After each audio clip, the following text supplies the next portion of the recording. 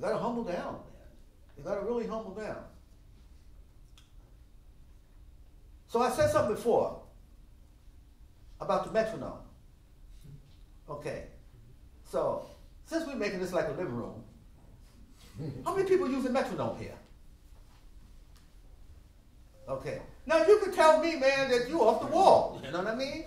The hell with you. I'm going to use my metronome. You can say the hell with you, man.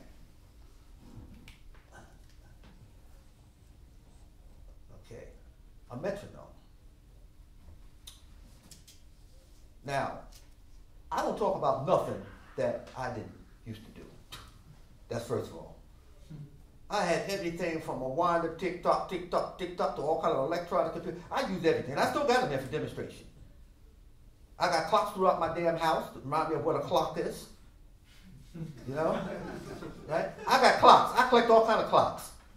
Because I'm telling people, do you know what that clock is, man? You know what that clock's about? Do you know what a metronome is about, man? Unfortunately, when we study music, there's certain things they don't teach us that we should know, man. They may teach you some history. What kind of history do they teach you, man? All right. I'll put this little together, you know.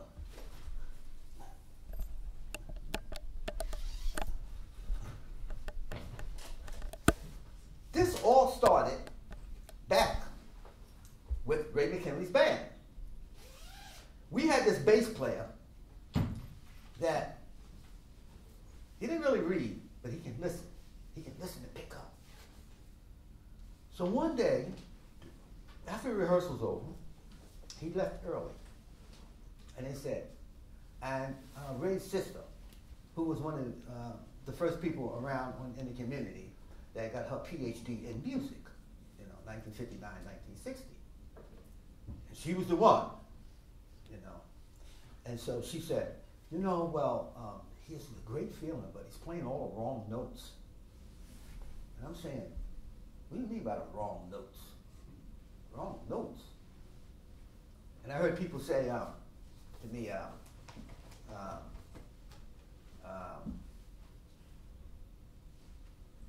well, give me your A, tuning fork, at 440. You know what a 440 meant to me at that time? A 440 at that time, 18 years old. Car? Huh? A car? No. I was a pretty good track runner in high school.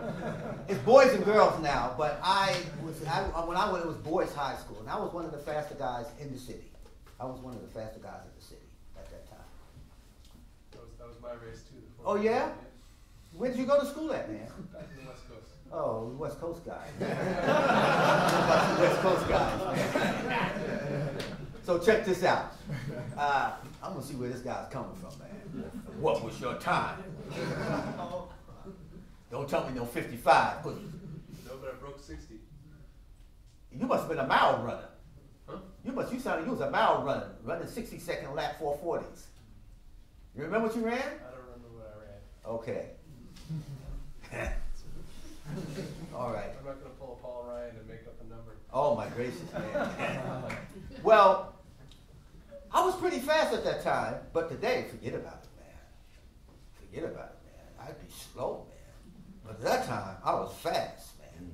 I could probably run off around a 50 point or 51 point quarter. Was training at this time, I guarantee you, it would be down to about 46, 47.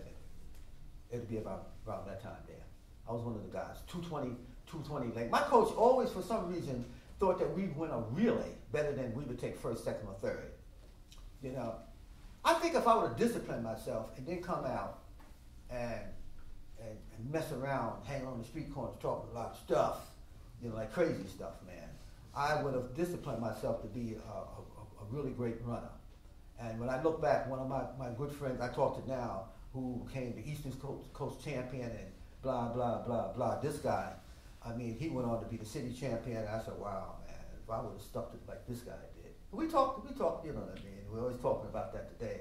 And I was fast. In junior high school, I beat him by a green, and I watched this guy go on, man, become the Eastern Coast champion, 100 and 200, man.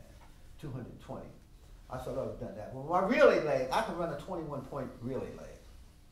So, when they say A equals 440, I thought about 440-yard dash. That's what 440 meant to me. 440, man. You know, and I said, so what is this 440 bit? So I got a little disturbed when this guy said the wrong note, because I said, man, it sounded pretty good to me.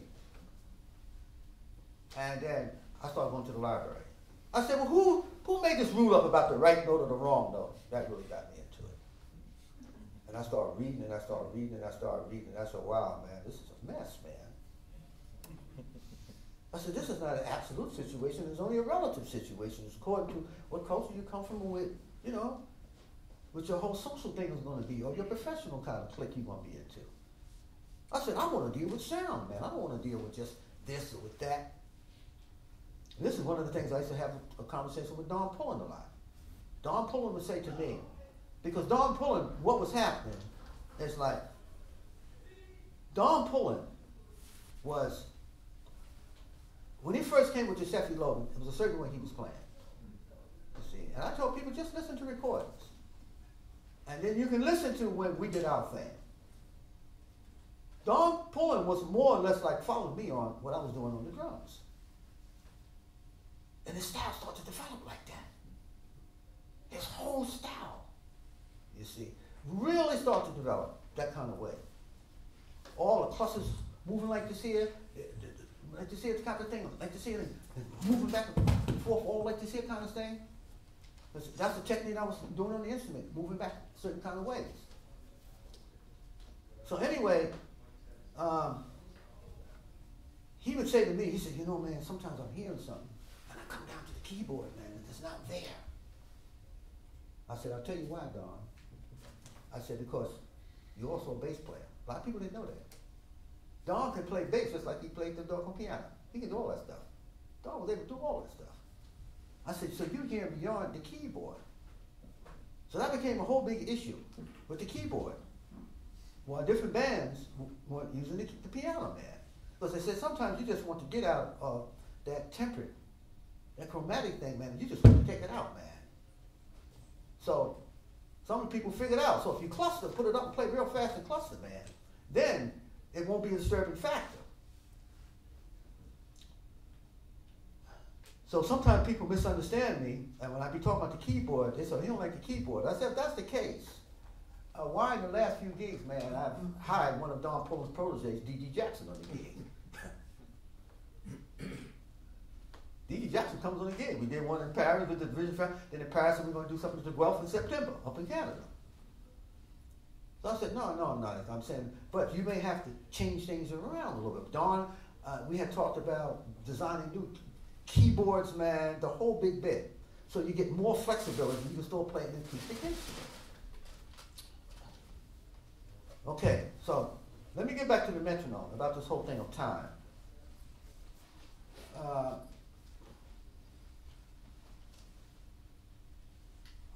One time, no, it was a few years ago, a cardiologist came to my house. We had this visit. And he was talking about how life, all the energy in the body moves in waveforms and all this stuff. So they got on this thing called heart rate variability. Are you familiar with heart rate variability? Okay. They call it HRV. That's the acronym. Years ago, people couldn't understand why people would go and get a heart checkup.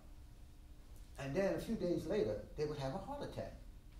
And some of the heart attacks was fatal. Because the doctors would take the stethoscope without doing a chemical examination, anything like that. They would take the stethoscope and they would listen. As long as they heard ba-boom, ba-boom, ba-boom, ba-boom, they said, oh, you're fine. But they know something now, man, that they didn't know before. So every test that you take, they always measure what they call heart rate variability, which simply means every heart cycle, every ba-goom, ba-goom, ba-goom, the duration of each cycle should be moving like this, if you're on a graph. You can't have a straight line. It can't be metronomic. If it's metronomic, you have a problem. If your pulse beat is metronomic, you have a problem. Remember that. And in stages of crisis, if you get ready to have a major heart attack or anything like this here, they used to say, well, if you have arrhythmia, if you have all these arrhythmic beats, then that's dangerous during a heart attack. Now, it may not be bad to have an arrhythmic beat. It may not be bad.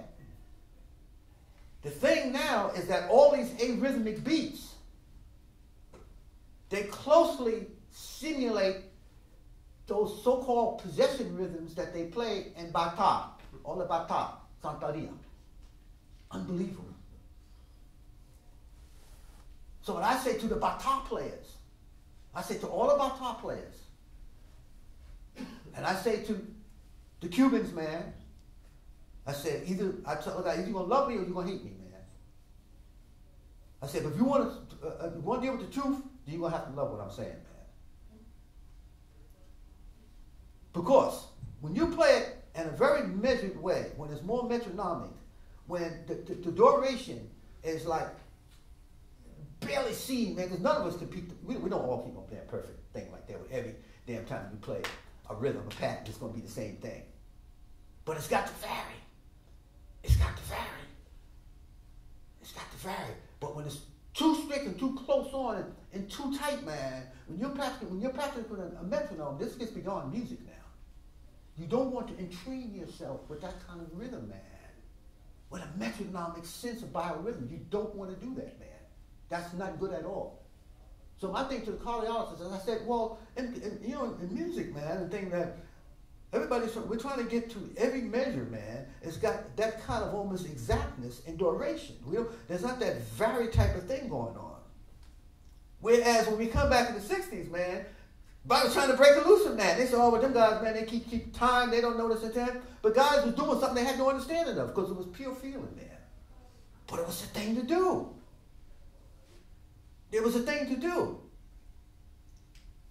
Now, my thing to this is what we should be teaching in the schools. For what reason? In conservatories about this kind of concept of time. Because we're playing for people who are the receptors or the receivers of what we do, man. And I'm saying we should be more responsible of our understanding how we get the biosystem to vibrate, man. How we compose music, man. We're healers, man. We're the entertainers, man. You want to be an entertainer? You go top 10 and play some simple little stuff. And you deal with, all you do, if you cook, all you do is feed fat, sugar, and salt. If you're going to come to the real jazz set and really get down, you give them all of the vitamins and the minerals and the whole grains and everything you need. Not some processed foods, man, that put you to sleep and say, yeah, man, you remember, man, remember over there, that was a great party, man. Man, I remember that girl, man, when I was hanging out with her, yo, man. This is a serious time on the planet. Musicians, man, we got to get the body to oscillate. It's not saying stop doing what you do. And so people say, man, you mean tell me I shouldn't study this or study that? I said, no, we got a double job. As a creative, innovative musician, we got a double job. You have to understand what everybody's being fed. Being fed. You think I go home all day, man, and just going to be up there just freestyling all day, boom, boom? I bring myself in sometimes. I may go down there, and lay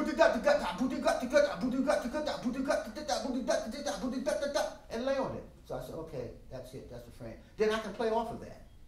We got a foundation to play off. But a lot of times we don't play off the foundation. But the foundation should move a little bit, I mean, if you're an architect and you live in an earthquake zone, you don't build buildings just like,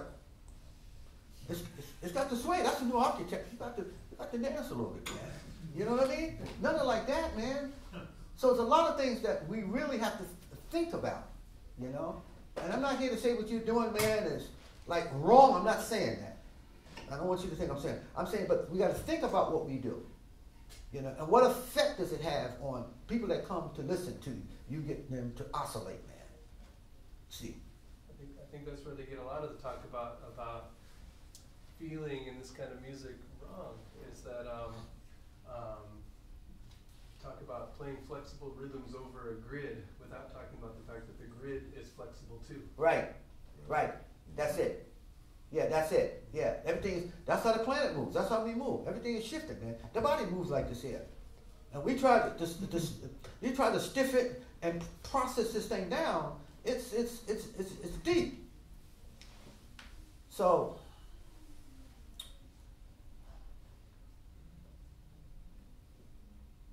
there was something that you said that resonates with was an ethnomusicologist named Charlie Kyle, who was in Buffalo for years and years. And he does what academics do. He coins these big, complicated ways of framing things that maybe aren't all that complicated sometimes. Right. But he calls this thing that you're talking about, he calls this participatory discrepancies. Right. And the way he describes it, and I think the way you're characterizing it is perfect compared to what he's doing too, where he says participatory discrepancies are the little minute differences that happen when people play music together. Right. That are not only unavoidable because we're human, right. but they're necessary to make the music do what we want it to do. Right. And he gives all these examples of easy examples like something that makes you want to get up and dance, and harder examples like he says if the micro timings aren't just right in bata playing, then the orchestras won't want to come down and join us. Yeah. Well, you know what? Oh man. You're talking about something else right now, man. You're talking about something else. This is a whole another ball game, Oh yeah, Philip, they tell me you had a little familiarity with the Richards and so on. Well, I had some very interesting experiences, and one was, I think the first one was actually in Nigeria. I was over in Festac. That was a big festival in 1977. It was a powerful thing. And so I did a concert, and it was with Hugh Glover. And man, the people in the stadium, man, they were dancing. And we were out there, man. We were out there. I was doing my thing.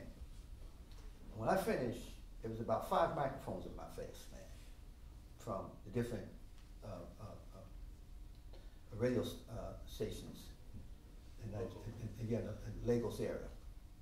And all they wanted to know was, how was it possible for you to play like 5 Nigerian drummers? That was the one thing they asked me. How could you play like 5 Nigerian drummers? And I could see the military, everybody on the side, it was all attention. I was a big sensation there. I made the front pages, man. They kept playing my clip over the air a lot. And I learned a lot. I learned a lot up there. I said, wow, man. And all these questions was coming towards me, writing an article. Actually, I had a job playing the TV band there, but I didn't want to do it. And I said, man, I got a big time. And Jackson, I can't remember Jackson's first name. Could have been his first or second name. He was the guy, he's left the planet. He used to play with Sun Ra. He used to play the hand drum with Sun Ra. Yeah, the big hand drum with Sun Ra. Well, we were over there for about 3 weeks, and then the next 2 weeks, Sun Ra's band came over. So we had left. So I saw Jackson when they came back. So Jackson told me down in the village here, he says, man, guess what, man? He said, in the closing ceremonies, like everybody marched. It was like the Olympics. The opening was every country would march in, which I do have a beautiful video that I got from U.S. Information Service that, it's now legal to put out, the American contingent with everybody. So we marched in, man. We marched once around the field. Everybody got in the field. Every country, man, it was unbelievable, man. So Jackson comes to me, he says, man, guess what, man? He said, in the closing ceremonies, man, when you come into the stadium, man, they had a gigantic picture of you on your drums playing. So I got a cross. And I'm saying, I got a cross, man. I said, all this drum stuff and everything going on. I said, what the hell? They want to know, how do you know this stuff? How do you do? Then I went to Japan. And I had a similar experience, man. When I met the Japanese, he said, how do you know so much about this? How do you know how to do this? How do you know about key like this? And like this, because I was doing demonstrations. And then, at one time I did something over there, and the Zen priests came out, they beautiful robes, man, they came out. And when I finished the concert, they come up, through translation, they said, you're drumming very Zen. And I've been trying to figure out Zen all my life, reading books. Then I said, they thought I was playing Zen. I said, I know Zen now. So somebody asked me, I said, if somebody asked me, well, what is Zen? I said, well, I'm going to play for you. I ain't say no words, no talk, no talk. I'm going to play. So I had these experiences in places that I respect, and I said, wow, man. I said, so what the hell am I doing, man? That enabled me to do certain things. Then I figured it out. I was practicing a lot of things, man. I was just getting into the practical situation, man. Doing a lot of herbology, a lot of acupuncture, a lot of clinical work, you know, diagnosing, man, prescribing this, doing the healing part, you know, hunting herbs. And the Bennington thing was beautiful because I'd go up in the Green Mountains, man, walk those trails, and we'd hunt all the herbs, man. I was tasting every kind of thing you can think of, man, making all these concoctions, man. And I said, I was doing the same thing that all of the old smart people did, all the old sages did. Experiencing nature. And stuff just seeps in you, man. And you just let it out, and just let it out. And as far as the drumming, I've been hitting drums ever since I was 2 or 3 years old, man. And I played until I was 8 years old, and I was just playing. The family, everything. I was like the little sensational kid to hit them drums. When I was 8 years old, I got introduced to a conga. You understand? Playing a little so-called interpretive style drumming, interpretive dance style drumming. And I went into all that. And then, at 11 years old, I met my still friend. His name is Renato Chacon. He's actually on a YouTube thing that we did, the Bennington tribute to me. He's the guy that the two of us is up there, and he's singing, and I'm scatting with my mouth the rhythms. When I met him, he had just come up there, just come from Cuba. He was the first guy that taught me Wong call.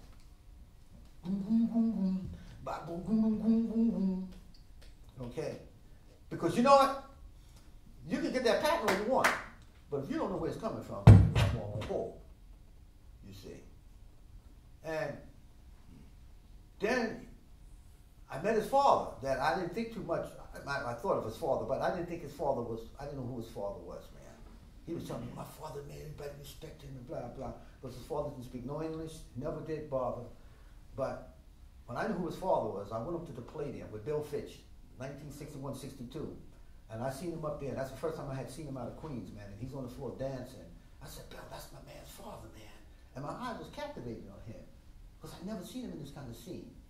But in the house, he would put on an old 45 and play bongos. And I just said, okay, his father played bongos, but that's all I thought, man. When he went up to Palladium, man, and I watched him, he stopped dancing, then he went to the stage, and Tito Puente was playing. And Tito was up there playing, man, and Tito Puente spotted him. And Tito Puente stepped from behind his timbales, went to the side, and bowed, man, to him, and gave him the sticks. And the old man came on the stage. I said, wow. I said, wow, man. And his father was,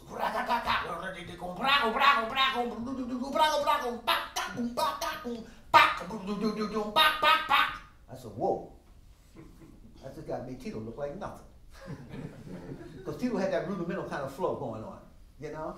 But this guy was in space and it ran back and changed it up. I said, nah. I said, man, that's how you do it. I felt it. I said, Ray, man, do you know who your father is? He said, yeah, man, everybody, you know, man. All the time respect him. I said, man, your father's bad, man. So his father would pass by my house. I was on the 4th floor. So his father would pass by my house every day, and I could look out my window and see him coming by at 5 o'clock. I knew he would be coming home. And I had the curtain cracked. And his father would come by. I was one of his fathers to look up. When his father looked up one time, he was looking, man. I don't think and anyway, I saw his father the next time. He said, all he could say, Tumbale. When the old man told me that, I said, nobody can tell me nothing else. I was 19. I said, I can play them things. I said, the old man told me I can play, man. And after that, I was having some experiences, man. When I would play, guys would come up to me and start speaking Spanish. I said, no español. They said, man, but you play like a Spanish guy, man. The Cubans, but they would get to say blah, blah, blah, blah. So the endorsement was coming by guys who did it, man. And then I know. And what did that do? It enabled me to get a better understanding of what it's about, man. You see, a better understanding of how you do something, what's involved in doing something. So, how do you get it? You don't get it in front of a blackboard, man. You don't get it in front of a blackboard, man. You don't get it in front of a blackboard. It's not going to be in front of a blackboard. You don't get it by opening a book, man, reading notes. You don't get it that way, man. You don't get it that way. You get it, man. You got to get with somebody, man. You got to get with somebody. And why I'm saying that, I don't know if you guys take private lessons, man, or what.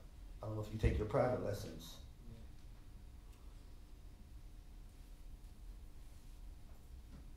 Anybody who takes a lesson with me, they know one thing.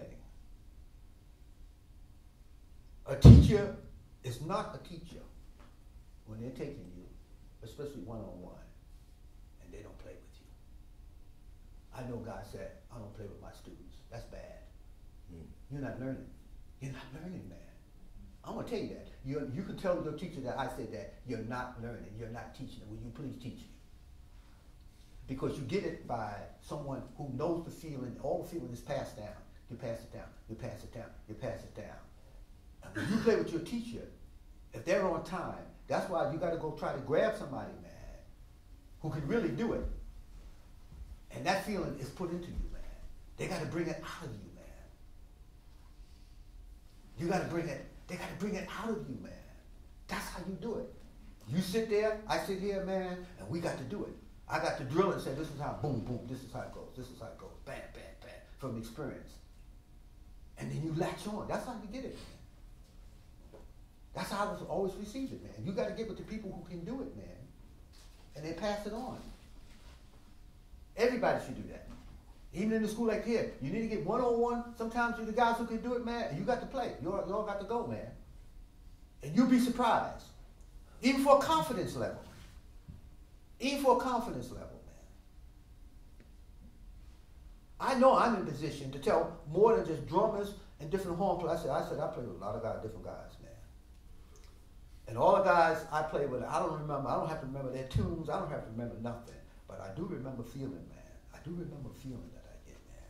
Don't lose your feeling. Whatever you deal with, always remember the feeling. That is important, man. And I tell people, I said that I know that I'm a musician. I don't think I know I'm in a position to tell somebody else. I say, you know, you got something, man. You got something. You got something. I play with this person, that person. I said, only thing they may have on you is a little name, and you may be intimidated by reputation name. I said, but you got something. That's what you need. That's the kind of thing you need. Not taking no tests. That's not it, man. That's not the way it was done. I see it's beautiful. You know what I mean? I mean, all my experience in academia and see here, it's about you getting down, man, in a situation where somebody can give you the real okay. You have to deal with it like that. That's how I did it in Bennington with the small classes. I sat right there, man, and played with all the guys. I set it out. I said, this is what I want. This is what I'm playing with you guys. We can get down there and play, and you play along with it. You see, I know different people are intimidated like that, man. They get very, very intimidated. When I did martial arts, man, when I taught martial arts, I sparred with every student that was in that room. I sparred with everybody. I gave them first-hand experience. Okay? Now, there was calisthenics. You can go calisthenics with somebody. I said, but I didn't come from calisthenics. I came into martial arts because I was trying to get cool, man. I came out, that kind of stuff. I was a street guy. I could street fight, bar fight, anything else, you know? And I was the flyweight PAL boxing champion. Headquarters gym, I won that title. Right on the headquarters gym. I was a New York City PAL flyweight champion, man. So I had all that skill. Wasn't no problem with rumble. I had to go down and get some discipline, man. So I went into, you know, I started up with a form of Taekwondo, man. With Min Pai, was right around here on 8th Avenue. I don't know, they call it maybe something else now. But I went into that thing. Then we had workshops with guys from Aikido, all different forms of Kung Fu, different things of Karate, Judo, Jiu-Jitsu, man. We would get together because people thought I was a guy that can gather everybody. We get down there, we just rumbled, man. You know, we just rumbled. And so I had a kind of street experience. Mind street experience. So I said, we're going to teach like to see it. And after that, when everybody going to beat up each other, now I said, we become warriors, man. A warrior not to go beat up somebody, but the warrior to be able to do whatever you want to do. I have people say to me, they don't say it all the time to my face, but the question is, they'll say like, how do you do what you do? At 72 and a half years old, now I'm closer to more than 73 in August. They say, how do you do what you do, man? I can keep a power, I can keep a flow, wherever they go like this here. I said, because that didn't come from sitting down playing the instrument all day, man. A flow, how do you get a flow where you can just move all around? That came from me, just sit down to my set, not in a standing position, but then coming down, something like this here. So if I look at a different form, you know, a different flow like this from different opening Tai Chi. Not, the chin was a different thing, but the yang style, if you come like this here, I took the yang, I said, that's too cool. I said, there's another way I can do it. I can do that there, man, and come back into, not, I don't have to do that. I can come in from like,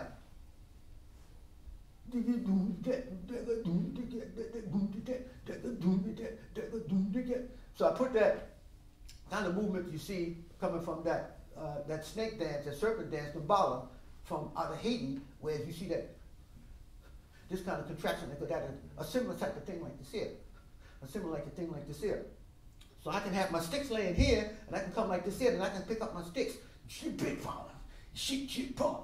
Then after times, I used to put on the kendo equipment, okay, and go through the act of a subra, the sword, just to say it. We put on the mask and we stand right in front of each other and throw, pop! Who gets the first stroke? Just take power, hitting off that helmet. Then I can grab a stick out of that.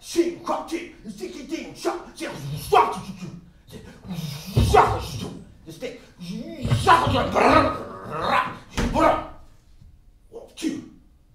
Like that. So you incorporate all those things. So if I'm doing acupuncture, okay, so if I'm doing a certain kind of needle insertion, if I'm so-called following chi, I have to do it down here because I can't go up like this. So if I'm putting a needle like this into like this here, and I'm following, the energy goes down from a needle insertion to a massage technique like this here. You can do it small. You're moving like this here. And I'm going to areas where I know I have to be fully focused. Where I don't hit the bone, which can cause extreme pain, or hit an artery that can cause some kind of loss of blood squirting out like this here. So you got to push aside the vein, go through here like this here. Not this little thing here. Some people go down and sticking the needle and be hanging, I'm an acupuncturist. And have a bunch of needles in you and they ain't doing a damn thing. You have no knowledge of the energy flow. You see? So if I take something like that there, then I go down, I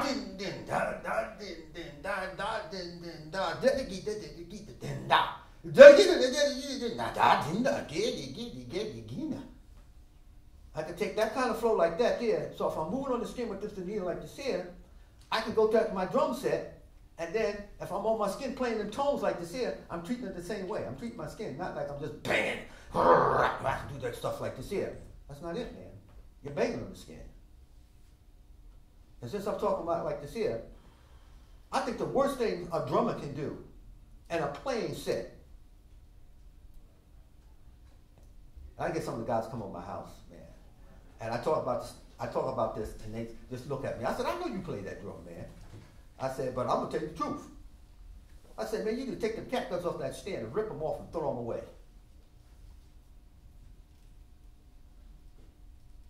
Snare drums are horrible. Stanley Crouch told me a few years ago, you know, he don't call me no more. He's called me up and said, you know what the cat's saying about you. I said, Stan, what is the cat saying about me now? That you don't play a snare drum because you can't play it. I said, well, you know, everybody got their opinion, so what, man? He called me a few months later. He said, man, I heard one of the records you did with the New York Quartet. You got a different way you play snare drum. So I don't have to prove it to you, man. It's already recorded. Ain't like I didn't play it before. I found I ain't doing nothing. I don't need no damn catgut. I'm not no timekeeper, man. I'm a timekeeper. How many drummers do we have here? Good. Now you're going to hear my mouth. Now you're going to hear my mouth, man. And this goes for the horn players, too. Now, everybody knows me, man. All the guys know me. I have a fit on that stage. I have a fit on that stage, man.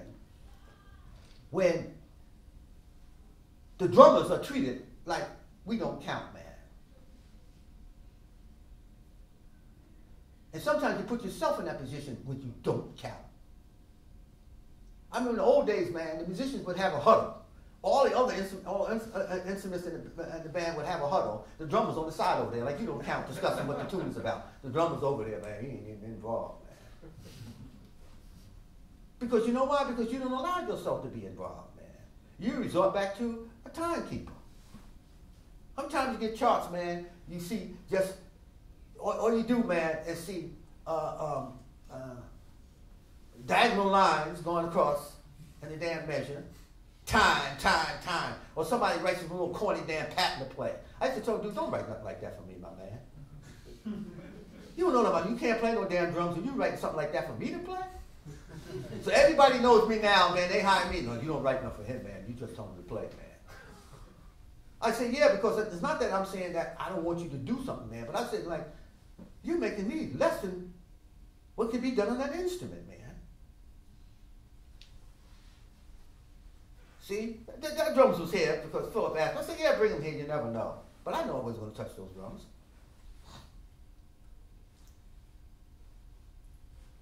All those skins on the bottom side or the front side of the bass drum, what's the purpose of them? What's the purpose of the skin being on the other side? What is the purpose? What is the purpose?